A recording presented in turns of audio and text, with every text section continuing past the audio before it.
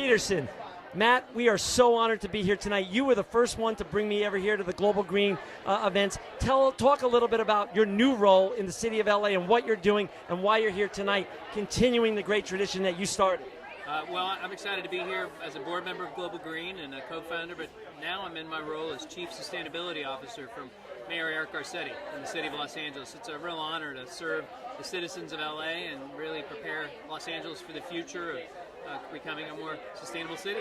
You are Mr. Sustainable. You have taught me so much and inspired me and so many people around the world. What are you going to bring to the city of LA and do differently that's never been done before? Well, you know, our biggest challenge is water.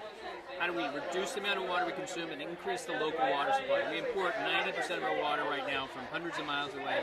And we need to increase our local water supply. We need to do that by cleaning up our existing groundwater. We need to do it by recycling water and capturing the storm water that now just goes to the ocean.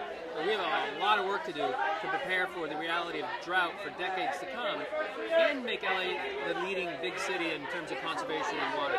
Your mayor and our mayor, Eric Garcetti, is very much into technology and also sustainability. How are you going to converge those two and make the city a greener and better place to live?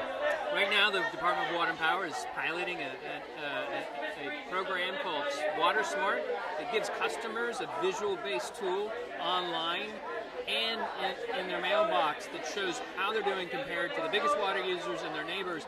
And that's the kind of use of technology we need to use to give people the information to make better decisions. When you co-founded Global Green, did you ever envision the movement becoming this big and the organization being this successful? You know, when I started, it was almost, 1994.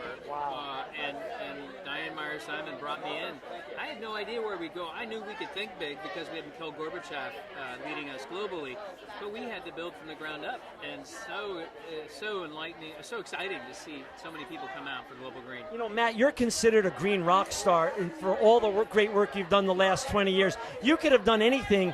Why take the job here in the city of LA to do the great work you're doing as the first real head of sustainability, Chief Sustainability Officer of the city of LA? You know, when I was at Global Green, I had a great canvas to work with to make a difference in communities, whether it was in New Orleans or in New York and New Jersey after Hurricane Sandy, or in Haiti or in difficult parts of Africa that were struggling with violence. How do we bring the solutions here, right here in Los Angeles, in our backyard, in the second biggest city in America that is seen as the epitome of sprawl? How do we really create the most sustainable, most livable big city in America? And that's the challenge I took on when Mayor Garcetti asked me to take this role. If you want our viewers and listeners around the world to be left with just one thing, I'll give you the last word, Matt, because you deserve it. What do you want them to understand and know about the green revolution that's underway?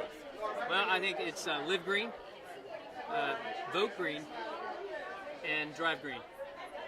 You are a superstar. Move green. Maybe move green's better than drive green. You were my inspiration in 2005. You're still my inspiration.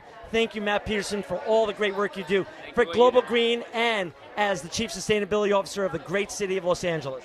Thank you. You rock, man. See you, brother. Thank you so much. You're a rock star.